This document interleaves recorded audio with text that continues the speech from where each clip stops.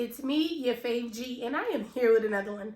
Okay, so y'all, as y'all can see, today was really a pop-up. I did not expect to make this video, but I was getting a lot of feedback on my Hurricane Katrina story, and I wanted to come on because I was thinking about it. I was like, y'all, that's why it's important, and that's why it's vital to have a plan and have an emergency fund intact. Because these things happen, it's out of our control, and an emergency fund can prevent our lives from being changed drastically forever.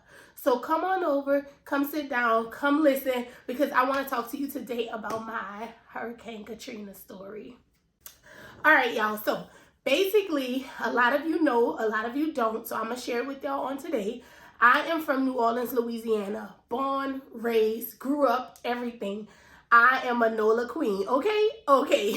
Yes, I have moved out of the city, but I am still in Louisiana. But a lot of things happened in life that made me transition the way that I did. But now I just wanted to share with you guys about my story starting from August the 28th, 2005, okay? All right, so August 28, 2005, I was 17 years old. I was a senior at Marion Aberson Senior High School. I was just, everything was perfect. Listen, everything was perfect. I was on the basketball team. All my friends was at school. I was a senior this year. I had early release. Life was amazing, okay? And I just can remember, you know, not being an adult, so not being too much in the news, but I remember everybody keep talking about a hurricane. Everybody just wants to talk about a hurricane. Everybody was talking about the hurricane. And I was like, okay, we got a hurricane coming, like, because it rained a lot. Hurricanes came a lot in the city of New Orleans. So nobody was really pressed, like, okay, a hurricane is coming, but we got a talent show planned. I can remember that. They had a talent show planned for us, and so it's like, okay, well, when the hurricane finished, we'll be able to go to the talent show on next Friday, right? And so it was just like, you know, being a child and being so young and so gullible, you wouldn't think that life was about to change drastically so fast. So that day, my mom and my stepdad decided that we were going to go and get a hotel room because they didn't think it was as severe as it was, right? So my mom and my stepdad, the day of Katrina, decided to go and get a hotel room. So we went to Canal Street. That's like around the French Quarter, if a lot of y'all don't know, like around Bourbon, because everybody knows where Bourbon is. So we went to Canal Street and we got a hotel room around there. My grandmother, who was raising me at the time, she decided to stay back. So I was like, I'm going with my mama because, yeah, I won't go, you know, to the hotel and stuff. So we went with my mom and them, my grandmother, my uncle, and my grandfather, and my grandmother's dog stood back in Eastern New Orleans. So I can remember up until, because I'm going to give y'all everything that I can remember, right? I can remember up until the point of right before the storm hit. Like, we stood up that night, me and my brother and my sister, we were up because we wanted to see the storm come. Everybody was talking about the storm. The news was talking about it. We wanted to see. So I can remember up until the point the storm hit. The storm came and the doors flew off the hotel room that we were in. We had like balcony doors and the winds was so strong, the doors flew off the damn hotel. I was scared to death. I was like, oh. So my uncle went up in there. He was trying to get the doors closed because they opened first, right? And so we thought he flew out the window. We felt the hotel rocking. Like, it was scary, y'all. Like, it was horrible. It was the most frighteningest I have ever been in my life at that time. Probably still to now, because that was just scary. Like, it was traumatic. So I can remember us screaming for my uncle to come back in. When my uncle came back in, we called my grandparents. And I called my mom, like, Mom, I called my mom. I was like, Mom, you all right? The doors flew off the hotel room. And so she was like, yeah, I'm all right. Everything's fine, blah, blah, blah, blah, right? So she was like, it's going to pass. Just say your prayers. That's my grandmother. She stood on there, y'all. Y'all know she's no longer with us. But my grandmother stood on us praying. And she was like, listen, don't be afraid. Go say your prayers and wait for this storm to pass, right? Right. So the storm passed. The night the storm passed, the next day, clear skies, called my grandma and them, like, my mom, everything's okay, blah, blah, blah. Listen, I do not get caught up, I want to say this, in the politics of things. I don't want to get caught up ever in the theory of what has been said because I've read a lot, I've seen a lot, but I do know my story and I know what we saw. And so when the storm passed, the sun was out the next day, right? So when the sun was out, my grandmother and them, everybody was fine. Everybody was like, it's over with, like, excited. It's over with. It's about to blah, blah, blah, blah. Well, about 12 o'clock, it was daytime. We heard a big boom, okay? Now, mind y'all, we were in the French Quarter area, so we were close to the levees, but we weren't as close. But we did hear a big boom. Well, when we heard the boom, I was like, blah, blah, blah, blah. I can remember just being a child, like, not worrying about that. Like, they was talking about it. We wasn't worrying about it. Went to sleep because all the lights was out. The next day, woke up. The city was in an uproar. Listen, the city was in an uproar. Like, literally. People were flying from here, flying from there. Like, I can remember the police chief, if y'all saw my post, I shared that the police chief told us that the Eastern New Orleans, which is where my grandparents live, everybody who stayed in the East is dead. That was that man's words to me. I broke down and I started screaming and I was crying. I was like, my grandma living, my grandma living. He was like, no, I'm sorry, everybody dead. We just got to get y'all out of the city. Those next couple of days, I don't want to get too much into detail with it because I am still going to therapy for it and I still get very, very, very sensitive behind it because that was just traumatic, y'all. Like everything, like we had to go hounding for food. We had to go and fight, you know what I'm saying? Like it was bad. We had to go get water. We was breaking into people's stores. Yes, I can say that. Like that, we had nothing else. We were literally it was us in an abandoned city, like the whole city. I can't even remember how many people was around the French Quarter area. I just know that they had a convenience store, right? And so people were going in the convenience store, getting water, getting snacks and things like that. Now, this was probably the worst part for me. So people were going in the store and my step aunt, my uncle's girlfriend at the time, she was like, let's go in there. They got water, we can get some snacks, we can get something to bring back to the hotel, right? And so I was like, come on, let's go. So when I went in there, this is the only part I can reckon, like I can't remember every single detail, but I remember going for water.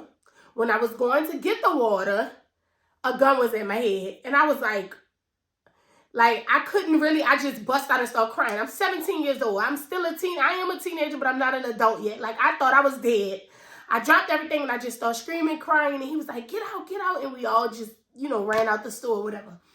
In hindsight now, I see he didn't see me as a 17-year-old girl. Like he saw criminals at the time that was breaking and whatever. But honestly, we just thought we were going up in there to get food because the city was done. It was pretty much done. The water was at the top of the roofs of the houses, okay?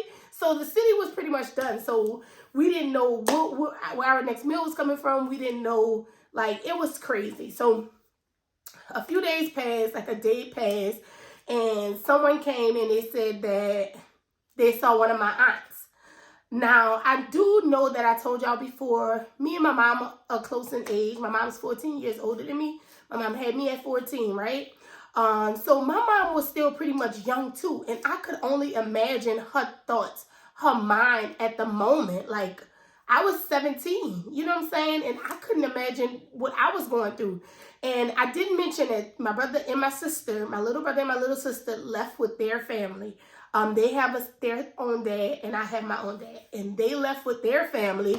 And so I was stuck back in the city with my mama, which I wasn't really mad at because I really didn't want to leave my mama, and go, on my own or whatever with these people. So I can remember the lady saying that she saw my aunt at, I can't think of the place name. I promise I'll be able to say it when I get off camera, but I can't think of it. But it's like a community place where homeless people go. And she said she saw my aunt there. So my mom was like, we going to walk there. Listen, that was a long walk. It was a long walk and it was a scary walk because the city was abandoned. The only place you can walk is where water was like almost to your knees, right? So you didn't know if you was about to walk and drown. You didn't know, we really was just walking and they didn't even want us to go back towards this place. But it was no turning back. We were here now. So we made it over to my auntie, and they had so many people in there that it was not accepting any more people. And so my auntie, she was not having it, baby. Listen, my auntie is the GOAT. She was not having it. I can remember Lady Pay, I love her so much. I can remember her saying, look, they coming in here. I don't care what y'all got to do, but they coming in. She was like, and she's still that feisty firecracker, okay? She was like, they coming in here. So we got up in there, and we ended up getting a ride from there. Probably after a day or two, we got a ride to Baton Rouge, Louisiana. Still not knowing where my brother and sister are. Still not knowing where my grandparents are. Me and my mom and my uncle got a ride to Baton Rouge. We just had to get out of the city. So I did say 4 days on my post, but actually my mom confirmed it. She said we were going for 6 days. We were in the city for 6 days. The 6th day is when we got out of the city. So when we made it to Baton Rouge, my aunt, rest in peace to her soul, my auntie Barbara, she had a 2-bedroom house. And when I tell you our whole family, literally, I'm getting emotional, and I don't want to get emotional. Literally, our whole family went into her 2-bedroom house. We had my cousins. We had had to be like over 30 people in my auntie's house. She didn't care. She was like, look, that's over with. Y'all got to come here. We going to get comfortable here. We were sleeping in the kitchen, the living room, the hallway. Baby, we had to get out of Dodge, okay? So she made sure, and she made everybody feel comfortable. They fed everybody. Like, that was a moment that I would never want to bring my kids to. And that's what leads me to today's video. That's why an emergency fund is vital. And that's why always having a plan of action in line is vital, y'all. I don't care what, if you say, oh, well, that ain't going to happen. That happened all them years ago. It's been 18 years, but I can guarantee you at that moment, at that time, my grandparents did not think that they were leaving their house behind. My mom did not think that she was leaving our house behind. You have to always have a plan in mind. You have to always have a plan B. If plan A don't work, we got to go do this. So when I first learned about having an emergency fund and separating the emergency fund from my savings account is because that was it. Like, what's going to happen in the case of an emergency? You're going to pull from your savings. And then what's going to happen when you need that savings? You're not going to have it. We live where hurricanes, tornadoes, earthquakes, life is happening. We don't know what's going to happen tomorrow. So it's best to have a plan of action in motion before it happens. And you be like, there's so many people that still don't have an emergency fund, y'all. There's so many people that still don't have a plan. It's time to create one. I don't care if it's just we going to take all this money in this account, go get a hotel room, and be set for a couple of months. You have to have a plan. You have to. Dave Ramsey goal says $1,000, but I really don't think, not with my family. Y'all know I tell y'all all the time, I have a family of 12, include my bonus kids, and $1,000 just wouldn't work for us. So it's vital to get a number in mind that's going to be good for you and for your family and y'all needs, and then go and achieve that first. Once you get that emergency fund set aside and you have that money and you know I can't touch this money because if an emergency happened, it has to be available for me, for my family. That's why we do this whole budgeting and saving thing. And I thought this video would be perfect for today since it is the anniversary of Hurricane Katrina that hit 18 years ago and devastated the world. It destroyed so many homes, so many families. I lost so many friends. I lost some loved ones. And if you were in Katrina, if you do have a story, let me know down below. Let me know what your experience was with Hurricane Katrina. It's 18 years later, y'all. And if it rains too hard outside, I have to take a sleeping pill. Like, I'm still dealing with trauma from 18 years ago, and I seek therapy on a daily for it because people don't know things happen every day that can contribute to your trauma. So I have a lot of stuff in my life that I've been through, but I am definitely seeking to treat this and heal this wound first. life changed for me, y'all. I didn't get to graduate with my senior class, the kids that I went to middle and high school with. I didn't get to have a senior prom with all my friends. I didn't get to all this stuff that I see people going through nowadays. That's trauma, like COVID with all those graduating seniors and they couldn't graduate with their class. Like, my heart broke for them. I cried for them because I know how I felt. You know, even though I did graduate, it's a different type of, like, this is not normal. This is not normal. And a lot of people don't realize that these things that are happening in today's society, it's going to affect years and years and years down the line if we don't fix the problem right now. And what I can tell you is having an emergency fund in line for an emergency will definitely fix a problem if it comes. We're not calling for it to come. Y'all, I'm praying a hurricane does not hit Louisiana. Like, we need a break, okay? Like, we have suffered enough. I just, like, God, just give us a break.